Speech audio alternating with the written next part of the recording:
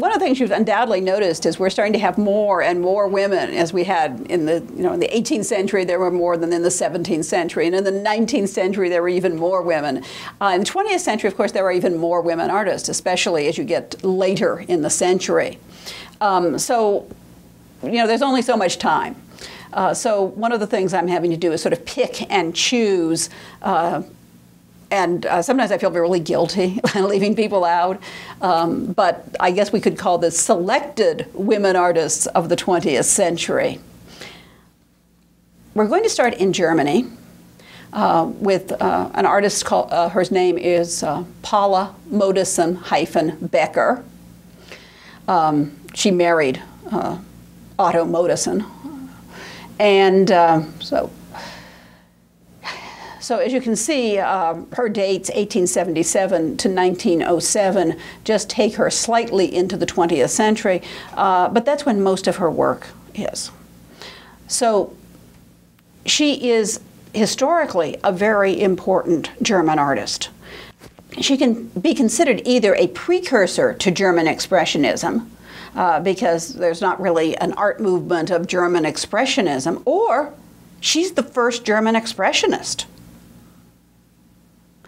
She is the first German artist to use post-impressionist ideas and style. She's the first German artist to use what we could call modernism. She's the first German artist to essentially to be a modern artist, to use modern ideas and modern style in her work. Now, one of the things that a lot of times people who don't know the history of art or the history of artists do is they will see abstract work. And sometimes they'll say, oh, that's because the artist can't draw or can't reproduce. Of course, there's a lot of false assumptions with that idea. One of them is that art must reproduce the visible world, which, of course, at some periods of time, that's what art wanted to do, or an idealized version. But one of the hallmarks of modernism is the idea that art does not have to reproduce the visible world, that there are other ideas and other considerations that inform art, and it's not just about your skill of reproduction or imitation. However, you have to understand that all of these artists who are turning to a more abstract style, who are turning to what we now call modernism, who are creating modernism, all of them started off with very traditional training. I can't say that that's true for everybody today, but most of them were creating art that was very realistic. They, studied from the model. At this point, women are now just beginning, in some cases, to be able to study from a nude female model, as you can see here with Modersohn-Becker's drawing of a woman sitting on a stool, which is right at the end of the 19th century. And I wanted to show this before I showed you the other works that she's better known for, just to indicate that yes, she had the traditional training. Yes, she could reproduce the visible world, to the nth degree. She can do realistic work. But that's not what she chooses to do. And because of her choices, she becomes an artist. We used to use the word progressive a lot. I guess it's now not a word that people use as much. But she's doing art that's new, that's more modern, by choice. Okay, so let's talk a little bit about her life, her short life. She died when she was 31. And she died from the aftermath of childbirth. She had a heart attack or an embolism that killed her, probably because of the strain of childbirth. So she's like La Tintoretta, like Marietta Robusti. She's another woman whose career is cut short by the dangers of childbirth, where she dies because of that. She wants to be an artist, but her parents are not quite sure about this. After all, they want to protect their daughter. They want to make sure she has a way of supporting herself, and art is, as everyone knows, a very chancy profession.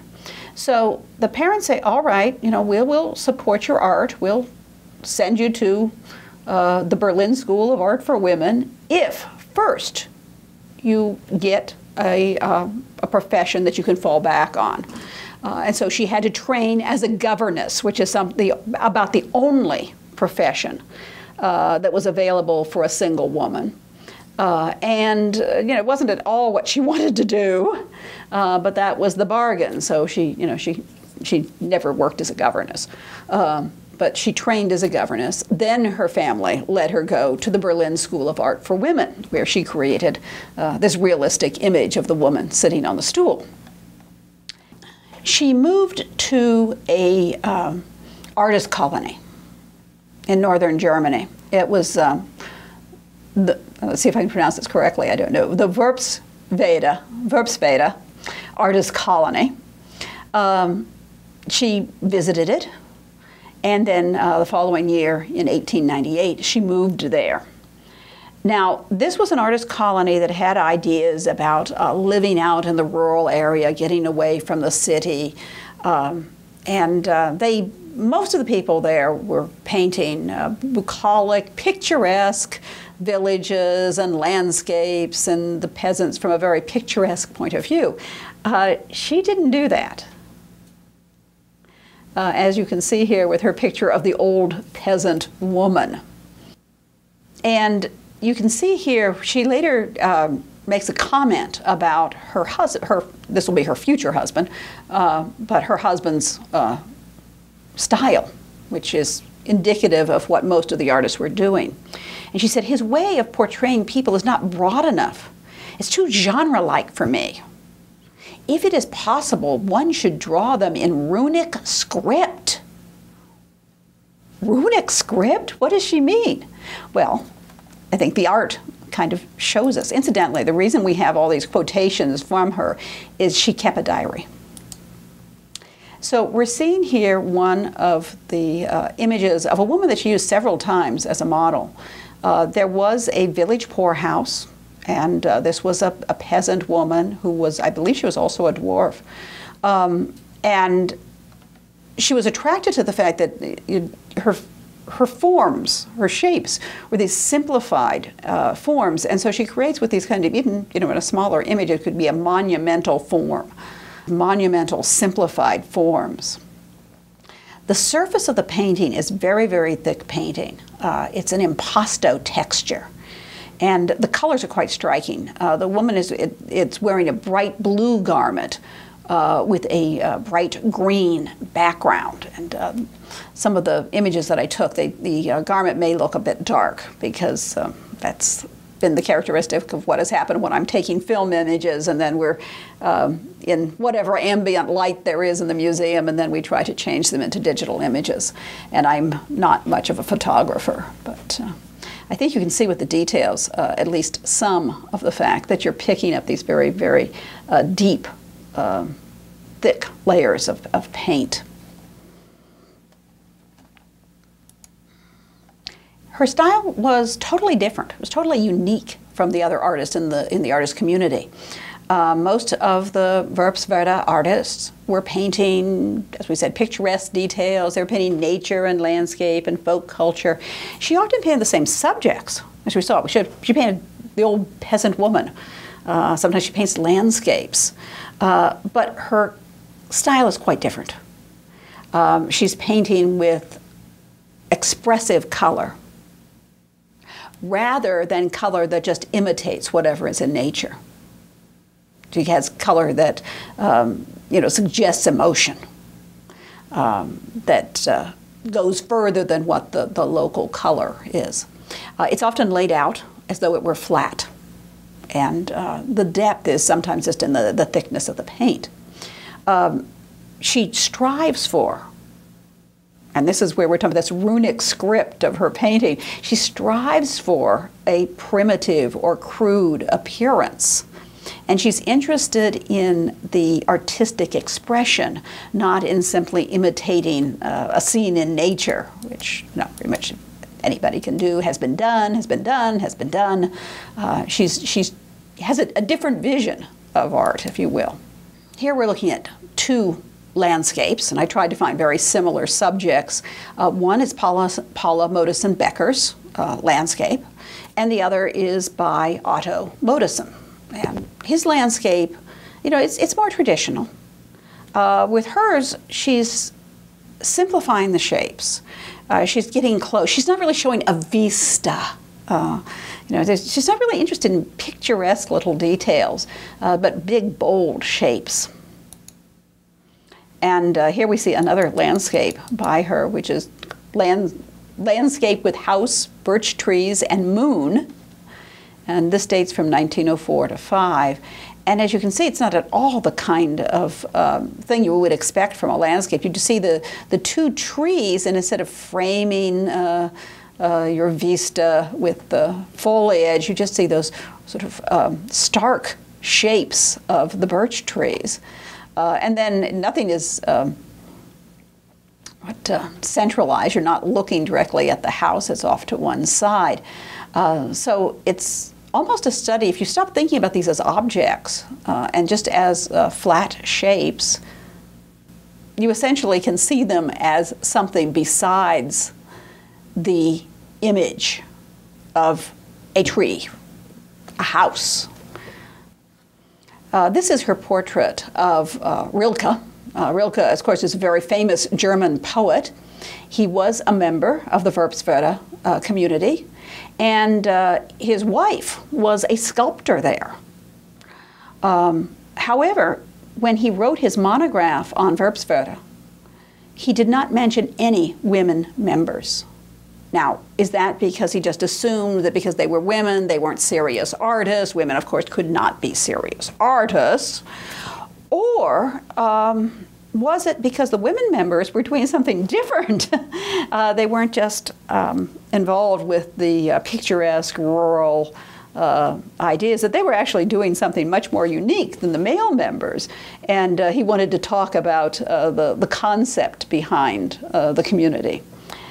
We'll never know. We can't come back and ask him. But I will say one thing. After Paula Modersohn-Becker died, he wrote one of his poems, which was called A Requiem to a Friend. It's a very long poem in her honor. And they were good friends, and they corresponded. So the fact that she's left out of his monograph just seems very, very odd. As we said, she had left a diary, so we have these quotations, and one of the things that she says is almost the opposite of what the artistic community that she's living in seems to believe. She says, there's no need to be concerned with nature in painting.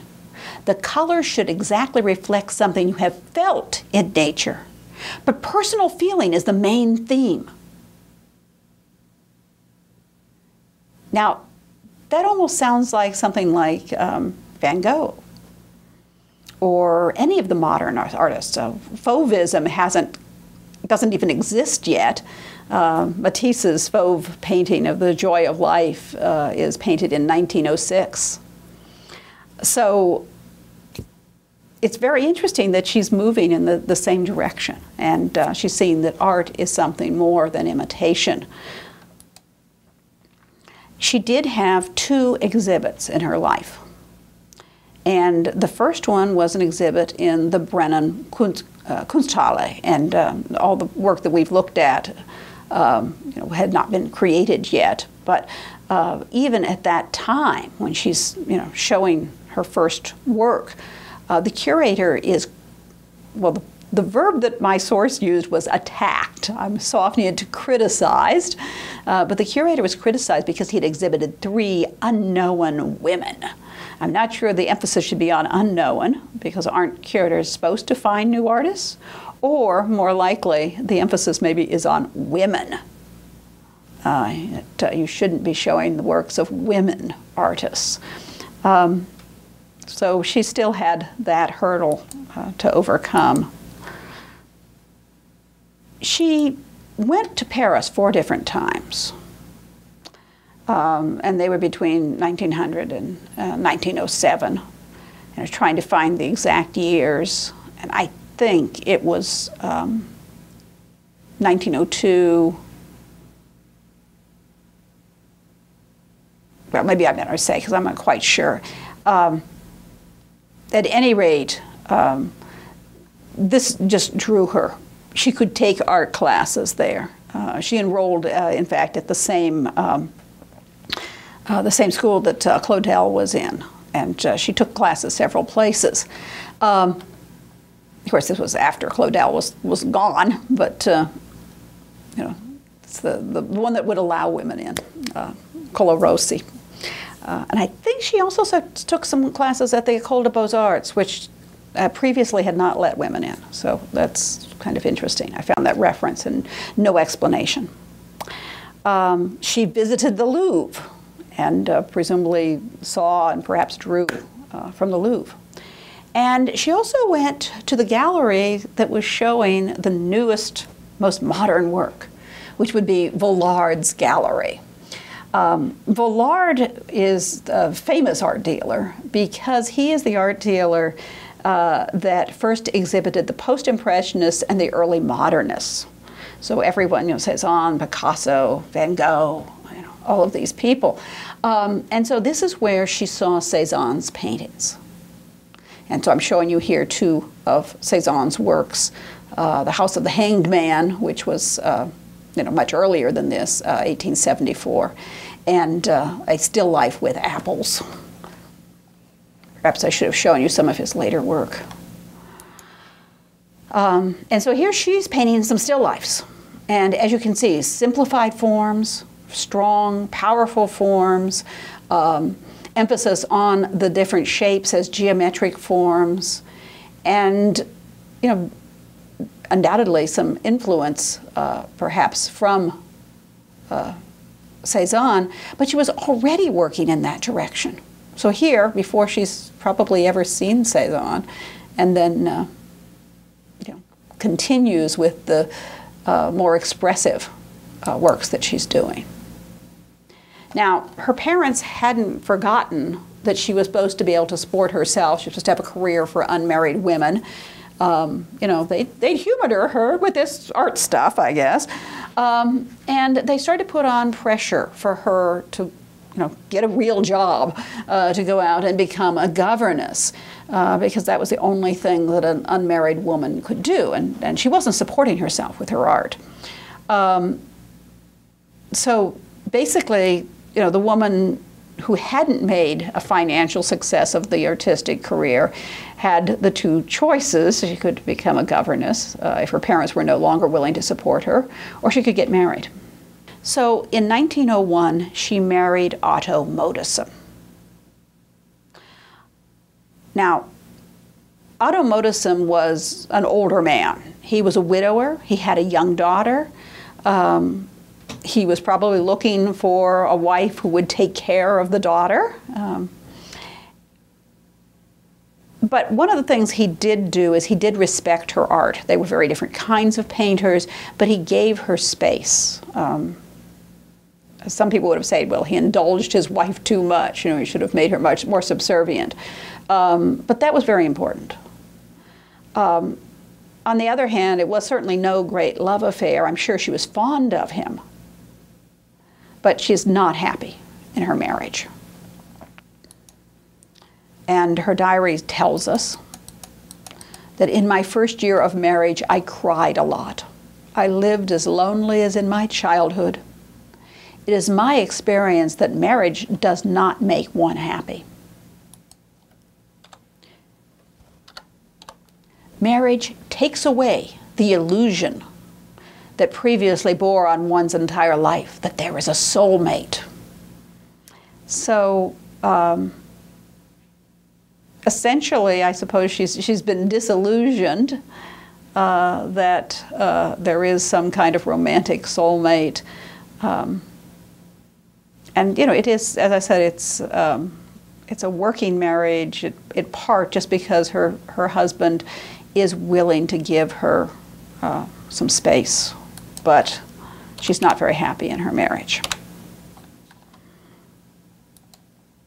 And here I found a photograph on the web of her, which you can compare to one of her several self-portraits. She paints herself a number of times, and basically simplifying the forms. As we say, she painted a self-portrait a number of times, and one of her best-known works is the self-portrait with the amber necklace. There seem to be two versions of this, both in Brenham, one in the art museum there, the Kunsthalle, and the other in a private collection. And I put them up together so you can sort of compare them yourself. She's of course using these bold, simplified forms. The background, which is the plant forms, are simplified shapes that form a pattern as the background to the bolder, more monumental, simplified shapes of the form. It's kind of interesting because she's holding a little flower, so dainty, and yet the body itself has that broad, sort of primitive feeling. The face is very simplified, and one thing I want to say is I don't suppose she knew about this, but I don't know. I haven't found any references. We think of African masks. We think of in 1907. The next year after this, Picasso creates the Demoiselles d'Avignon, and they talk about the fact that he's influenced by primitivism. Well, Paula and Modersohn-Becker was actually doing that slightly before he ever did it, and she was doing it perhaps not with the same influences, but there is a kind of structured mask-like quality about her face. That amber necklace appears in a number of her works. And it forms obviously a decorative form. Here's another work, the self-portrait on her 6th wedding anniversary. And this is painted in 1906. Now, one of the things about Paula Modersohn-Becker is we said her husband gave her a little space. He knew she needed to go off to Paris and see what was modern and what was going on, and to work there. And at this point they are separated. She's in Paris. He's still back in Verbswede. What's really interesting about this is that if the date is right, and no one seems to argue the date, she looks pregnant. She's emphasizing her pregnancy. But if you figure out the dates, her daughter was born on November 2nd, 1907.